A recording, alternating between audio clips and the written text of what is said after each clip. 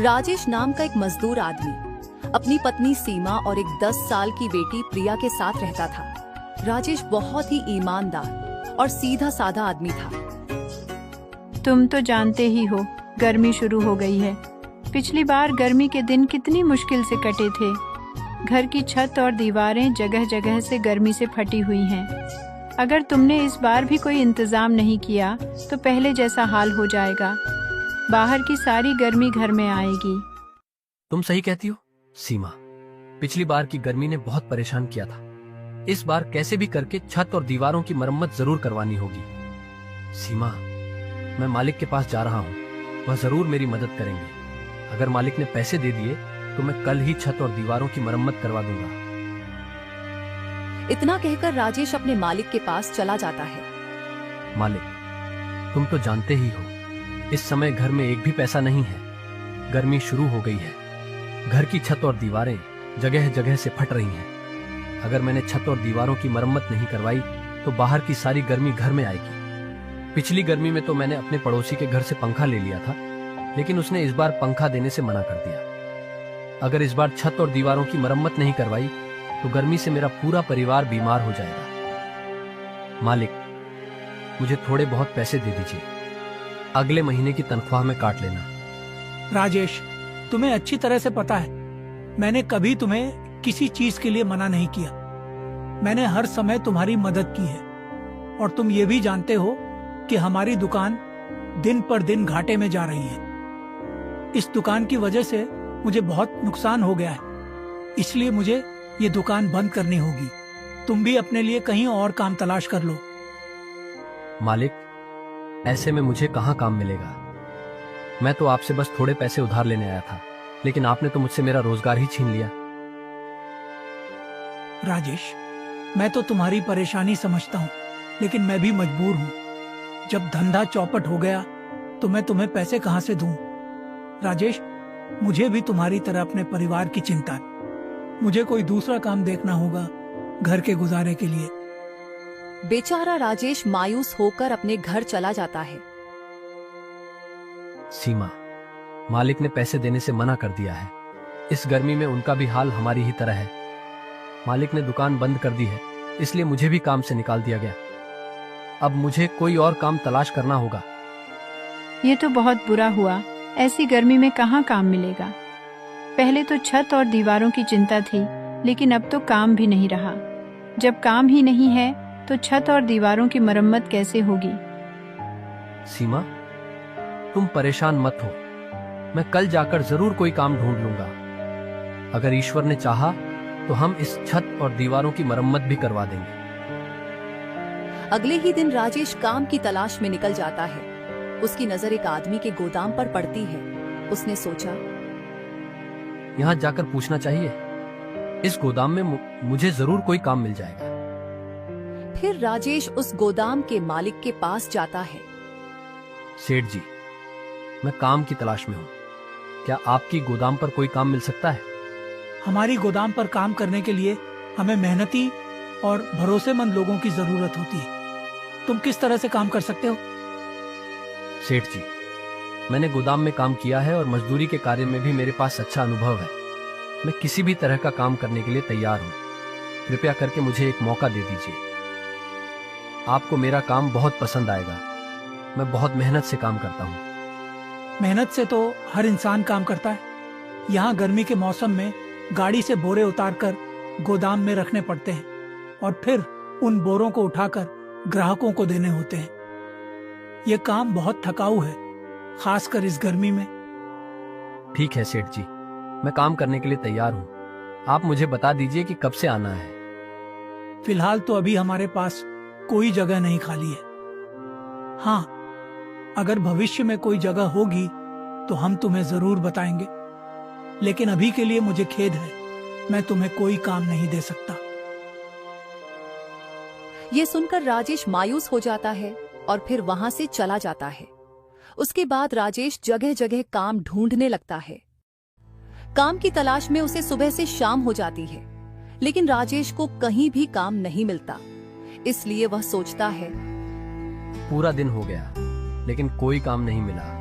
मैं सीमा से कितने विश्वास से कहकर आया था कि आज जरूर छत और दीवारों की मरम्मत का इंतजाम कर दूंगा, लेकिन अब तो घर में कुछ राशन भी नहीं बचा है, नौकरी भी चली गई। हे ईश्वर, मेरी मदद कर। बेचारी सीमा मेरी वजह से कितना कष्ट सह रही है। राजेश थक हार कर चाय वाले की दुकान पर बैठ जाता है।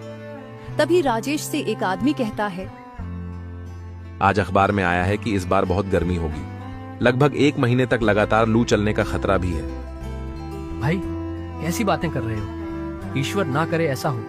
अगर 1 महीने लगातार लू चलेगी तो किसान और गरीब लोग कैसे झेलेंगे? गर्मी की वजह से सारी फसलें सूख जाएंगी और गरीब लोगों का कारोबार बंद हो जाएगा। अरे भाई, जो अखबार में लिखा है मैं तो बस वही बता रहा हूँ। अरे अखबार वाले तो कुछ भी उल्टा सीधा छाप देते हैं जिससे अखबार ज्यादा बिके।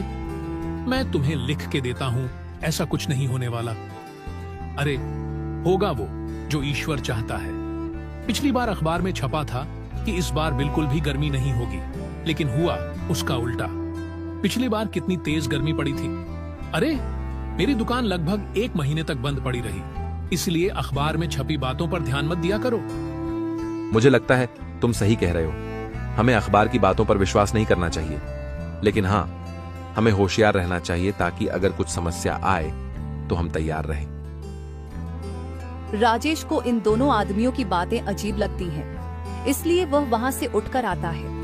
वह अपनी पत्नी से कहता है, सीमा, मैंने हर जगह काम तलाश किया, लेकिन कहीं भी मुझे काम नहीं मिला।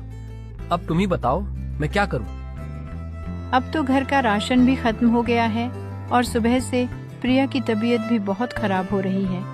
उसका सारा शरीर गर्म हो रहा है। मुझे लगता है उसे लू लग गई है। तुम उसके लिए दवाई ले आओ। लेकिन सीमा, मेरे पास तो एक पैसा भी नहीं है, फिर मैं प्रिया के लिए दवाई कहां से लाऊं? कुछ ही देर में प्रिया की तबीयत बहुत ज्यादा खराब हो जाती है। राजेश, अगर प्रिया को इलाज नहीं मिला तो उसकी हालत और बिगड़ सकती है। तुम्हें जल्दी कुछ करना होगा। जानता हूँ सीमा, लेकिन मेरे पास एक भी रुपया नहीं है। ऐसे में प्रिया के लिए दवाई कहां से लाऊं? तुम एक काम करो, हम राहुल के घर चलते हैं, वो मेरी मदद जरूर करेगा। दोनों राहुल के घर की ओर चल पड़ते हैं। राजेश जोर जोर से राहुल का दरवाजा खटखटाने लगता है।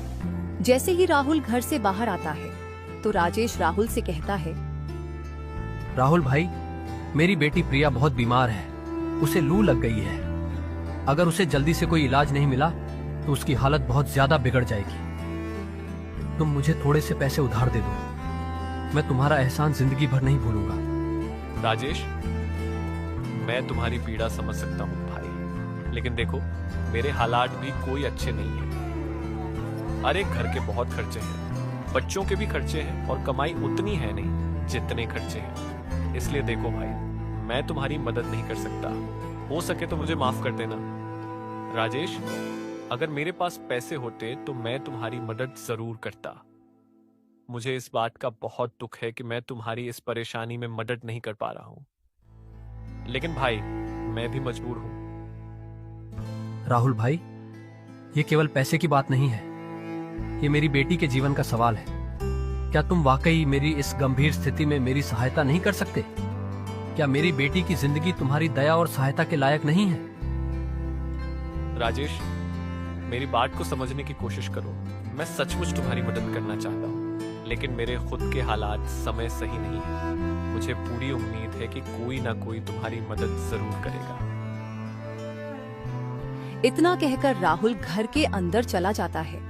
राहुल की पत्नी राहुल से कहती है, कौन था दरवाजे पर जो इतनी जोर जोर से किवाड़ पीट रहा था? अरे मेरा दोस्त राजेश था। उसकी बेटी प्रिया बहुत ज्यादा बीमार है, उसे लू लग गई है। उसके इलाज के लिए उधार पैसे मांगने आया था। मैंने साफ मना कर दिया उधार पैसे देने के लिए। लेकिन राजेश तो बहुत अच्छा दोस्त था तुम्हारा।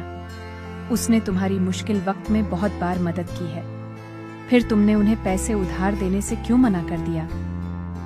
अरे भाई, मैं कोई दानवीर नहीं हूं जो किसी की भी मदद करता फिरूं। और रही बात दोस्ती की, दोस्ती केवल मैं तब तक रखता हूं जब तक मुझे सामने वाले से फायदा होता है। चलो मानो, अगर मैंने उसे पैसे उधार दे भी दिए तो वो मेरा पैसा लौटाएगा कैसे? अब तो उसकी नौकरी भी चली गई है। मुझे लगता है तुम्हें ऐसा नहीं करना चाहिए था। ईश्वर ना करे उसकी बेटी को कुछ हो गया तो मैं क्या करूं? अगर हो गया तो हो जाने दो, वो जाने, उसकी पत्नी जाने। अरे मेरे अलावा और भी बहुत लोग हैं, कोई ना कोई उसकी मदद कर ही देगा। ईश्वर का डर कीजिए, मुसीबत आते हुए देर नहीं लगती है। कहीं ऐसा ना हो तुम्हारा यह घमंड तुम्हें ले डूबे। अरे ये सब फालतू की बातें हैं, तुम इन बातों पर ध्यान मत दिया करो। वैसे भी यह कोई घमंड वाली बात नहीं है। अरे भाई, मेरा पैसा है, मैं किसी को दूं या ना दूं मेरी मर्जी। उधर राजेश परेशान और बेबस था। उसने सभी जानने वालों से पैसे उधार मांगे, लेकिन किसी ने भी उसे पैसे नहीं दिए। लोगों ने अलग अलग बहाने बनाकर उसकी मदद करने से मना कर दिया। कुछ ने कहा कि वह खुद भी परेशान है, कुछ ने कहा कि उनके पास पैसे नहीं हैं। उसकी स्थिति ऐसी हो गई कि वह सोचने लगा, क्या वास्तव में उसके लिए कोई नहीं है जो उसकी मदद कर सके? तभी प्रिया अपनी माँ से कहती है, माँ, मुझे बहुत गर्मी लग रही है। मेरा सिर भारी है और पूरा शरीर जल रहा है। तुम कुछ करते क्यों नहीं? बच्ची की हालत बिगड़ती जा रही है। मरती है तो मरने दो, इसे भी पता चले कि यह गरीब बाप के घर में पैदा हुई है।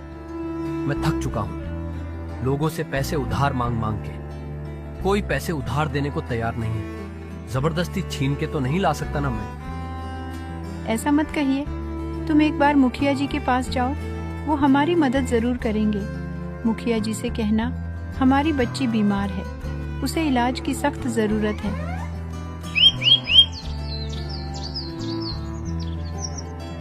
राजेश मुखिया जी के घर पहुंच जाता है। मुखिया जी से कहता है, मुखिया जी, मेरी बच्ची बहुत बीमार है, उसे लू लग गई है और इलाज की सख्त जरूरत है। लेकिन मेरे पास एक भी पैसा नहीं है जिससे मैं अपनी बेटी का इलाज करवा सकूं।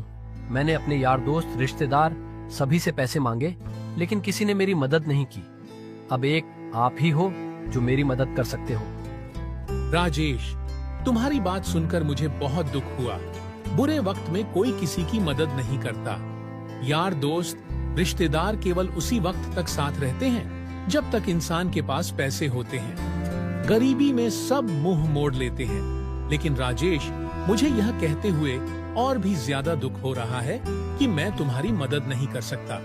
तुम तो जानते ही हो, इस बार की योजना में अभी तक सरकार ने 1 रुपया भी नहीं दिया है। गांव में जो भी छोटा मोटा काम हो रहा है, वह सब मैं अपनी ही जेब से करवा रहा हूँ। मेरे ऊपर दुनिया भर का कर्ज हो रहा है और गांव वालों ने एक नया धंधा और बना लिया है। मुंह उठाए पैसे लेने चले आते हैं जैसे उनका बाप रख गया हो। यहाँ माँ करना। राजेश, मैं तुम्हारे लिए नहीं कह रहा हूँ, यह गांव में और भी बहुत से ऐसे लोग हैं। वैसे मैं तुम्हें उनका नाम नहीं बता सकता। कोई बात नहीं मुखिया जी, जब अपनों ने ही मदद नहीं की तो फिर तुम कैसे कर सकते हो? अब तो ईश्वर की जो मर्जी है वही होगा। इतना कहकर राजेश अपने घर की ओर निकल पड़ता है और सोचने लगता है, आज लोगों ने साबित कर दिया कि कोई भी किसी का अपना नहीं होता।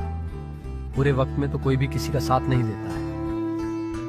राजेश ये सोच ही रहा था कि उसे बहुत तेज चक्कर आ गए और वह जमीन पर गिर पड़ा और फिर बेहोश हो गया। उधर से एक भला आदमी आ रहा होता है।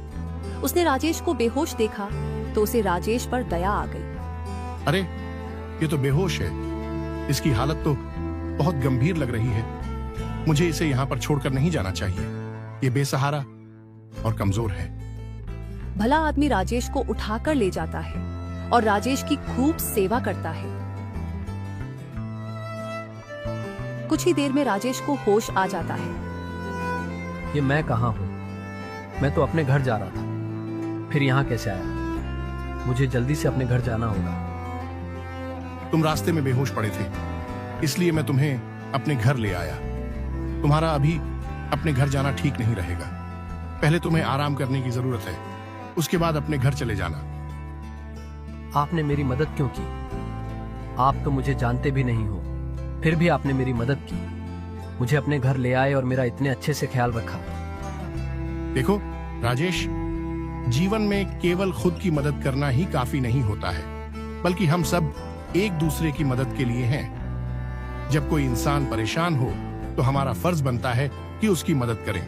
हो सकता है कि तुमने अब तक लोगों के बुरे पहलू ही देखे हो, लेकिन मैं मानता हूं कि अच्छाई भी इसी दुनिया का हिस्सा है। सच में? क्या आपको नहीं लगता कि लोग सिर्फ अपने फायदे के लिए ही जीते हैं, किसी और की परवाह नहीं करते, चाहे दूसरा जिए या मरे? हाँ, कुछ लोग ऐसे भी होते हैं, लेकिन हर कोई ऐसा नहीं होता है। कुछ लोगों के अंदर अच्छाई भी होती है। वैसे तुम बेहोश कैसे हो गए थे? तुम्हें देखकर ऐसा लगता है जैसे तुम्हारी हालत कुछ अच्छी नहीं है। मेरी बेटी बहुत बीमार है, उसे लू लग गई है। मेरे पास एक पैसा भी नहीं है जिससे मैं उसका इलाज करवा सकूं। मैंने सभी से अपनी बेटी के इलाज के लिए पैसे उधार मांगे, लेकिन किसी ने भी मेरी मदद नहीं की। मैं आखिरी उम्मीद लेकर मुखिया जी के पास गया था, लेकिन उन्होंने भी मुझे पैसे देने से इनकार कर दिया। मैं इसी सोच में डूबा हुआ था। अचानक मुझे चक्कर आ गए। उसके बाद मुझे कुछ भी याद नहीं। अब आंख खुली तो तुम मेरे सामने हो। तुम तो बड़ी मुसीबत में हो। अब तक तो तुम्हारी बेटी की हालत बहुत खराब हो गई होगी। तुम एक काम करो, जल्दी से अपने घर जाओ और अपनी बेटी का इलाज करवाओ। वह भला आदमी राजेश को बहुत सारे पैसे देता है। इन पैसों से तुम अपनी बेटी का इलाज करवाना और बचे हुए पैसों से कोई कारोबार कर लेना। जब कभी तुम्हारे पास पैसे हों तो मुझे लौटा देना। पर भाई, मैं तो तुम्हें जानता भी नहीं, लेकिन तुम मेरे लिए किसी भगवान से कम नहीं हो। मैंने देवी देवताओं का नाम सुना तो जरूर है, लेकिन कभी देखा नहीं था, और आज मैंने देख लिया। आपने एक अनजान आदमी की इतनी मदद की, इसका एहसान मैं जिंदगी भर नहीं भूल सकता हूं। अरे भाई, मैंने ऐसा भी क्या कर दिया? ये कोई बड़ा काम नहीं है। अब तुम जल्दी जाओ और अपनी बेटी को दिखाओ। राजेश जल्दी से अपने घर जाता है और अपनी बेटी का इलाज करवाता है। कुछ ही दिनों में राजेश की बेटी ठीक हो जाती है। एक दिन सीमा राजेश से कहती है, आपने मुझे बताया नहीं, आप पैसे कहाँ से लाए थे? सीमा, ये पैसे मुझे एक आदमी ने दिए थे। मैं तो उसे जानता भी नहीं कि वह कौन था, लेकिन मेरे लिए किसी भगवान से कम नहीं था। मैंने उससे उसका नाम पूछा, लेकिन उसने मुझे नाम बताने से इनकार कर दिया। मैं उसे जंगल में बेहोशी की हालत में मिला था। उसने मुझसे कहा था कि कुछ पैसों से अपने बच्चे का इलाज करवा लेना और बचे हुए पैसों से कोई कारोबार कर लेना। तुम सही कहते हो, वह आदमी हमारे लिए किसी भगवान से कम नहीं है। सीमा, अभी मेरे पास बहुत पैसे बचे हुए हैं। मैं सोच रहा हूँ कि इन पैसों से कोई काम शुरू कर लेता हूँ, लेकिन मेरे समझ में नहीं आ रहा कि मैं क्या काम शुरू करूँ। तो कहती हूँ, एक दुकान खोल लेते हैं जिसमें हम ठंडे पेय और शरबत बेचा करेंगे। तुम तो जानते ही हो मैं कितने स्वादिष्ट शरबत बनाती हूँ। गर्मी के मौसम में लोगों को ठंडे पेय की बहुत जरूरत होती है। तुम सही कहती हो सीमा, गर्मी में ठंडे पेय और शरबत हर आदमी को पसंद है। मैं अभी बाजार से जाकर सामान ले आता हूँ। कल से हम ठंडे पेय और शरबत बेचना शुरू कर देंगे।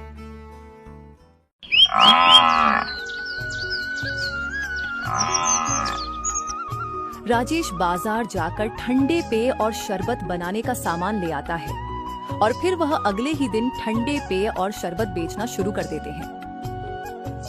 अरे भैया राजेश, ठंडे पेय और शरबत बेचने शुरू कर दिए। खुशबू तो बहुत बढ़िया आ रही है। चलो एक गिलास शरबत पिलाओ, देखूं तो सही शरबत कैसा बना है। हाँ हाँ, क्यों नहीं भाई, मैं तुम्हें अभी एक गिलास शरबत देता हूँ। ये लो भैया शरबत, जल्दी से पीकर तो बताओ कैसा बना है। तुम मेरे पहले ग्राहक हो। जैसे ही वो आदमी शरबत पीता है तो पीता ही रह जाता है। उसे शरबत इतना अच्छा लगता है कि वह 4 गिलास शरबत पी जाता है। अरे भाई जी, क्या मिला दिया शरबत में? प्यास तो बुझ गई, लेकिन मन नहीं भर रहा। ऐसा मन करता है कि 2-3 गिलास और पी लो, लेकिन मैं पीऊंगा नहीं। कहीं पता चले मजे मजे में पेट खराब हो जाए। उल्टे लेने के देने पड़ जाए। कुछ ही दिनों में राजेश के ठंडे पेय और शरबत बहुत ही फेमस हो जाते हैं। दूर दूर से लोग उसका शरबत पीने आने लगते हैं। ये बात गांव के मुखिया के कानों तक पहुंच जाती है, तो वह तुरंत राजेश की दुकान पर चला आता है। वाह राजेश, बहुत बड़ी दुकान खोल ली। अभी तो तू कुछ दिनों पहले लोगों से पैसे उधार मांगता फिर रहा था।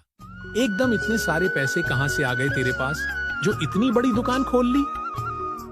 मुखिया जी, सब ईश्वर की देन है। उसके घर में देर है अंधेर नहीं, हर किसी का ख्याल रखता है वह। अरे बात तो बहुत ही ज्ञान की कर रहा है।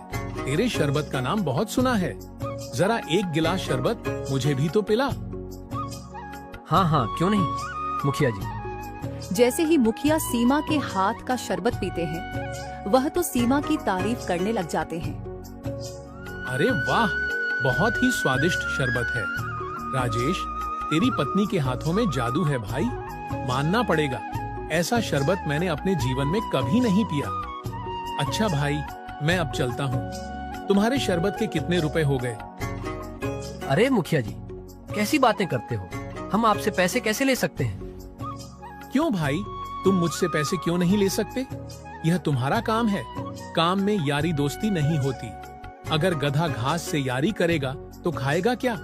लेकिन मुझे एक बात का बहुत दुख है कि उस दिन मैं तुम्हारी मदद नहीं कर पाया। उसके लिए मुझे माफ कर देना मेरे भाई। मुखिया राजेश को पैसे देकर चला जाता है। यूं ही कुछ दिन गुजर जाते हैं। एक दिन जब राजेश अपने घर होता है, तो उसका दोस्त राहुल आता है। जब राजेश का दोस्त राहुल उसके घर आता है, तो वह देखता है कि राजेश की दुकान चल निकली है और उसका परिवार खुशहाल है। राहुल को अपने पुराने व्यवहार पर शर्म आती है। वह राजेश से कहता है, राजेश, मैं तुमसे माफी मांगने आया हूँ। उस दिन जब तुम्हारी बेटी बीमार थी और तुमने मुझसे मदद मांगी थी, तो मैंने तुम्हें मना कर दिया था। मैं स्वार्थी बन गया था। लेकिन आज तुम्हारी कामयाबी देखकर मुझे एहसास हुआ कि मैंने कितनी बड़ी गलती की। कृपया मुझे माफ कर दो। राहुल, दोस्ती में माफी मांगने की जरूरत नहीं होती। मैं तुम्हें पहले ही माफ कर चुका हूँ। उस वक्त मैं तुम्हारी मजबूरी समझ गया था। लेकिन आज मैं तुम्हें ये बताना चाहता हूँ कि जीवन में कठिन समय सबके आते हैं, लेकिन अगर हम दूसरों की मदद करें तो ईश्वर हमारी मदद जरूर करता है। तुम सही कहते हो राजेश। आज मैंने सीख लिया कि दूसरों की मदद करना ही सच्ची इंसानियत है। मैं आज से हर किसी की मदद करूंगा, चाहे वह कितनी भी छोटी क्यों ना हो। राजेश और राहुल की दोस्ती फिर से मजबूत हो जाती है। राजेश की दुकान दिन ब दिन फलती फूलती जाती है और वह गांव के लोगों के लिए एक मिसाल बन जाता है। उसकी कहानी सभी को यह सिखाती है कि मेहनत, ईमानदारी और दूसरों की मदद करने से ही सच्ची सफलता मिलती है। मॉरल ऑफ द स्टोरी: जीवन में कठिन समय सबके आते हैं, लेकिन अगर हम दूसरों की मदद करें और ईमानदारी से मेहनत करें, तो ईश्वर हमारी मदद जरूर करता है। स्वार्थ और निराशा को छोड़कर दूसरों की मदद करना ही सच्ची इंसानियत है।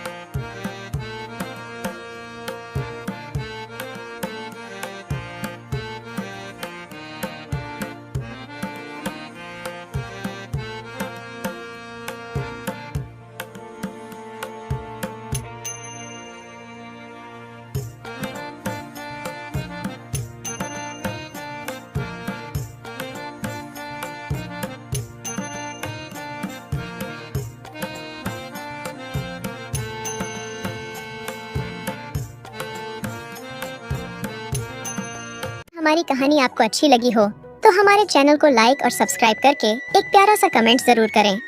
Thanks for watching.